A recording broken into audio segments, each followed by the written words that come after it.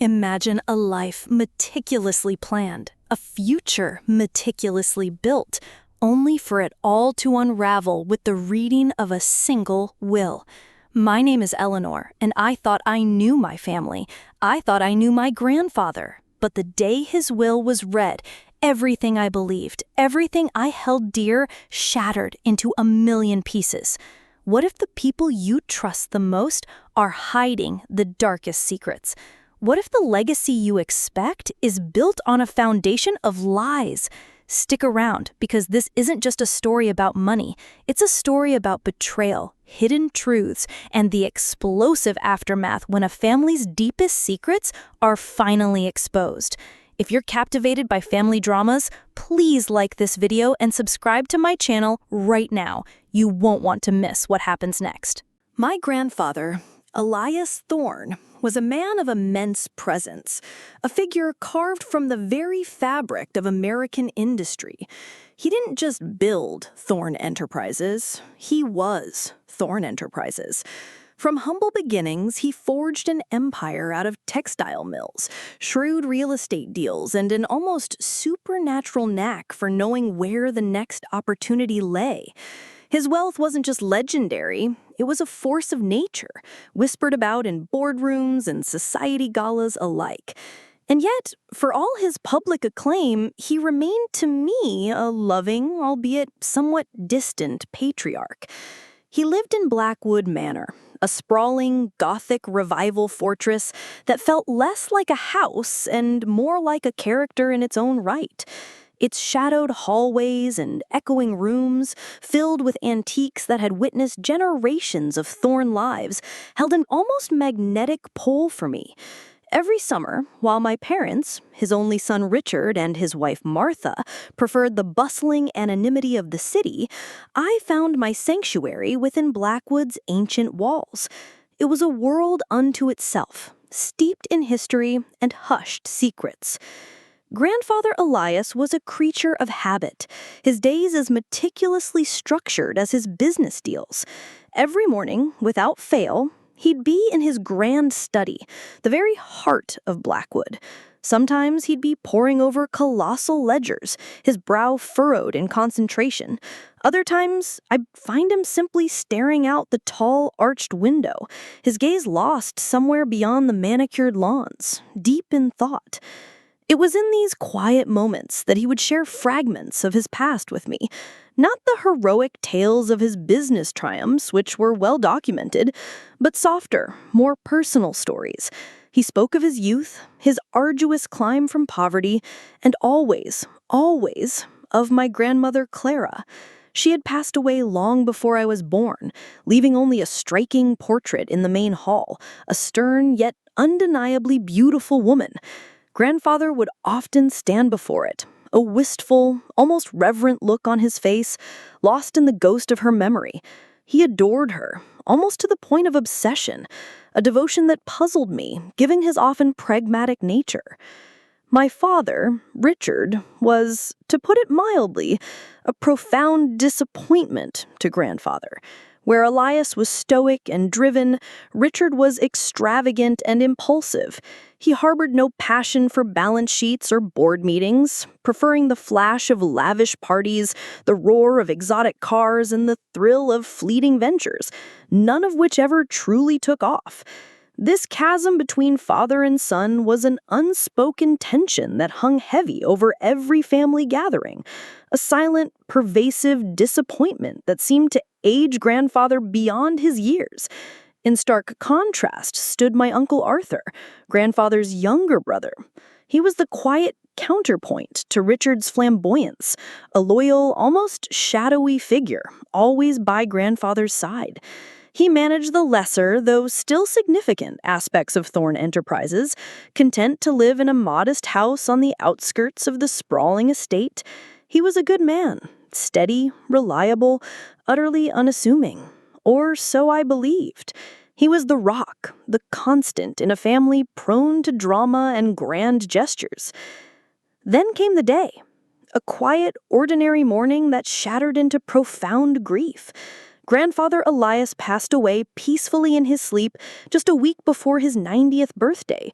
The news, though not entirely unexpected for a man of his age, still hit me with immense force. There was grief, yes, but also, for me, a strange sense of closure. He had lived a life of extraordinary length and accomplishment. The immediate aftermath was a flurry of hushed condolences, floral arrangements, and the solemn preparations for his memorial. The will reading, however, was set for a week later, back at Blackwood Manor, with the family attorney, the venerable Mr. Davies, presiding. My parents, Uncle Arthur, and I were all there, gathered in the grand parlor, the same room where grandfather had hosted countless Christmas dinners and formal receptions. The air was thick with unspoken expectations, with a nervous energy that transcended grief. We all knew grandfather was impossibly wealthy, but the exact extent of his fortune, and more importantly, how it would be divided, was the great, tantalizing unknown. Mr. Davies, a man whose demeanor was as old and dry as the legal parchment he held, cleared his throat, the sound unnervingly loud in the hushed room. He began with the usual solemn pleasantries, the condolences for our loss, the formalities. Then he transitioned to the reading of the will itself. He started with the standard bequests, generous sums to various charities grandfather had supported throughout his life, significant gifts to longtime employees who had served Thorne Enterprises faithfully, a substantial donation to the local library, a place grandfather cherished. Everyone listened with bated breath, the tension building with each clause. Then he got to the main body, the heart of the matter. To my son, Richard Thorne, I bequeath the sum of $5 million, a trust fund for his continued comfortable living, and the family vacation home in Aspen. My father, who had been fidgeting nervously in his seat, exhaled slowly, a sound that was a complex mix of relief at the substantial sum and a touch of palpable disappointment. His face, usually expressive, was a carefully controlled mask. To my brother, Arthur Thorne, I bequeathed the sum of $20 million and stewardship over the Thorne Family Foundation. Uncle Arthur, who had been sitting quietly, almost unnoticeably at the periphery of the group, gasped audibly. His eyes, usually placid, widened in genuine shock. $20 million? It was an astronomical sum, far more than anyone expected him to receive. He looked genuinely bewildered, as if he couldn't comprehend the numbers. My father, on the other hand, looked like he'd been struck by lightning, his carefully constructed mask of composure shattered, replaced by an expression of furious disbelief and wounded pride. The air in the room became charged, crackling with unspoken resentments. Then, Mr. Davies, seemingly oblivious to the seismic shift he had just unleashed, continued with the final, most impactful clause. And to my granddaughter, Eleanor Thorne, I bequeath the entirety of Thorne Enterprises, including all its assets, properties, and current holdings, as well as Blackwood Manor and its contents. The room went silent. Not a nervous, expectant silence, but a profound, deafening quiet. You could have heard a pin drop on the thick Persian rug. My father's face was a mask of furious, incandescent disbelief, his jaw clenched, his eyes blazing with a mixture of betrayal and rage. My mother gasped, her hand flying to her mouth in shock. Uncle Arthur, whose initial shock had given way to a strange, unreadable expression, now looked at me with a complex mix of emotions I couldn't decipher. Me? The company? Blackwood Manor? I was 25 years old, a recent graduate with a degree in art history, my ambitions firmly rooted in museums and galleries, and suddenly I was the reluctant head of a multi-million-dollar empire, a sprawling business I knew nothing about. It was utterly inconceivable, a surreal nightmare that was somehow unfolding in the quiet, elegant parlor of my childhood summers. The weeks that followed were a chaotic blur of legal meetings, impenetrable financial statements, and my father's escalating relentless rage. He accused me of everything imaginable, manipulating grandfather in his declining years, conspiring behind his back, even suggesting some fantastical plot to steal what he believed was rightfully his. He felt disinherited, betrayed. Uncle Arthur, surprisingly, remained a quiet observer throughout this storm, offering only murmured congratulations and earnest assurances of his unwavering support in managing the overwhelming transition.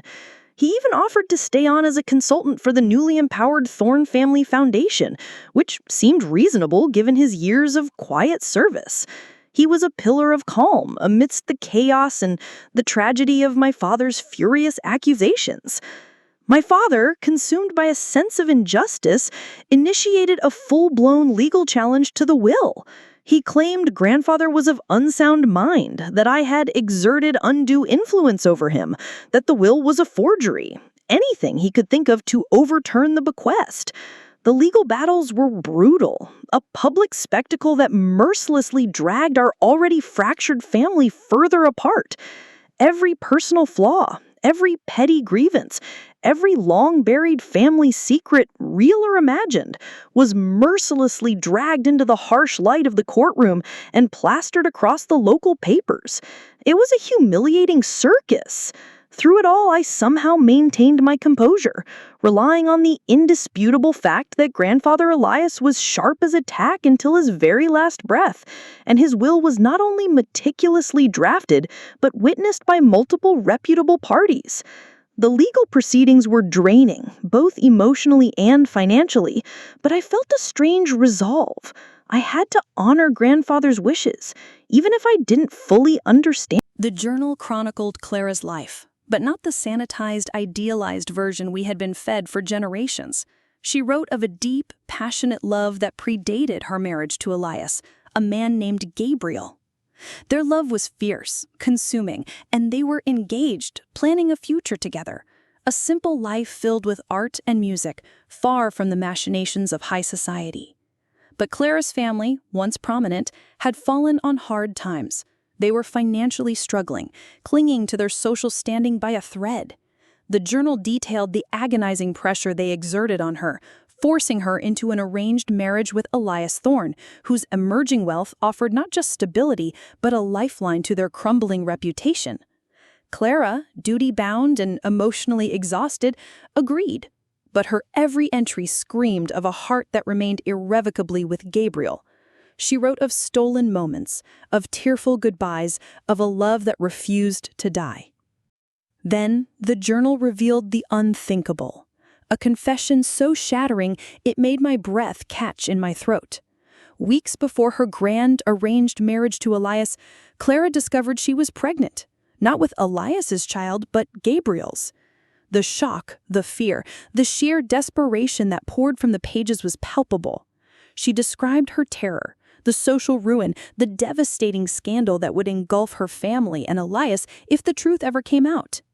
In her darkest hour, she confided in her younger sister, Ilara, the woman in the locket. Ilara, fiercely loyal, fiercely rebellious, and utterly devoted to Clara, concocted a desperate, audacious plan. Clara would disappear for a few months, feigning illness or a distant family visit. After she gave birth in secret, Ilara, who was known for her free spirit and independent lifestyle, would claim the child as her own. Elias, completely obsessed with Clara and blinded by his ambition and love, never suspected a thing. He was too consumed by the acquisition of a beautiful, well-connected wife and the expansion of his empire to notice the subtle signs, or perhaps he simply chose not to see them. The child was a boy, and his name was Arthur. My Uncle Arthur, the quiet, loyal brother, the unassuming figure who had always been a steady presence in our family, was not Grandfather Elias's brother at all. He was his son, the legitimate son of Clara and Gabriel, raised by Ilara, Clara's sister, who had vanished from family records decades ago, perhaps after her child, Arthur, was old enough to be integrated into the Thorne family without suspicion. Grandfather Elias, blinded by his enduring love for Clara and his own unshakable ambition, had, unknowingly, tragically, spent his entire life raising another man's child right under his nose, believing him to be his nephew. The irony was a cruel, bitter twist of fate that reverberated through the generations. Every act of kindness, every shared moment between grandfather and Uncle Arthur now carried a new, heartbreaking weight. The truth hit me like a physical blow, a punch to the gut that left me breathless. Uncle Arthur, who had been so unassuming, so seemingly content with his $20 million bequest, was the rightful heir, the true bloodline of the man grandfather Elias truly loved, Clara's first and only love.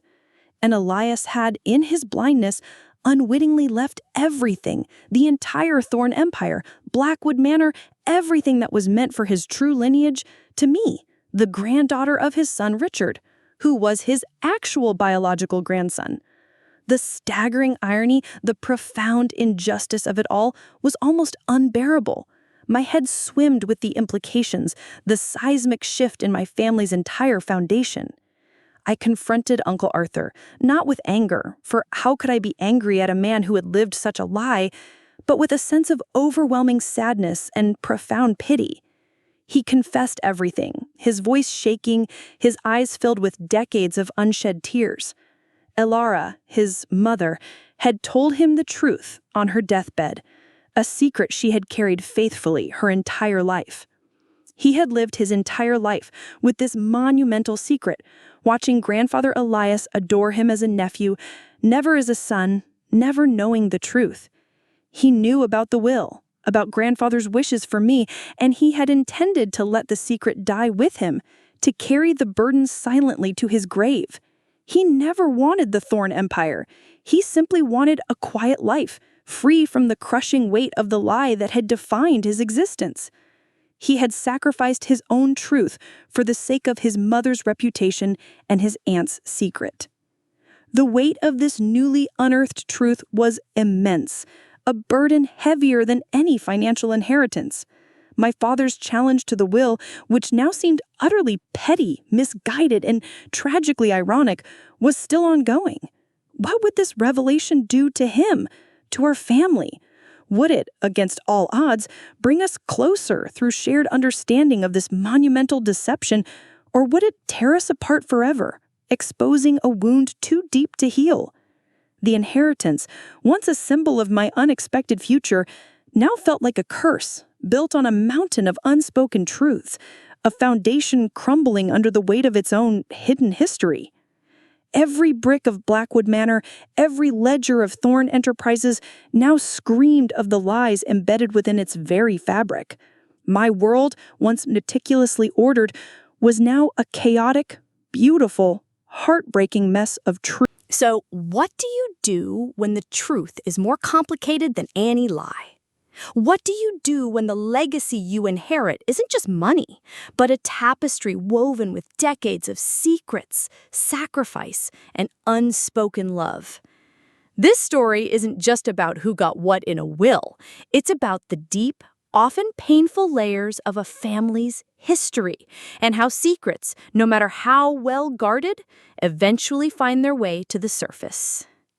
If this story resonated with you, if it made you think about the hidden truths in your own family, please let me know in the comments below. I love hearing your thoughts and experiences. And if you want more stories that delve into the darkest corners of family drama, those incredible, unbelievable real-life sagas, then make sure you've subscribed to the channel and hit that notification bell. You won't want to miss my next one. Thank you for joining me on this journey into the heart of a family's greatest secret. Until next time, stay curious. And remember, sometimes the quietest people hold the loudest truths.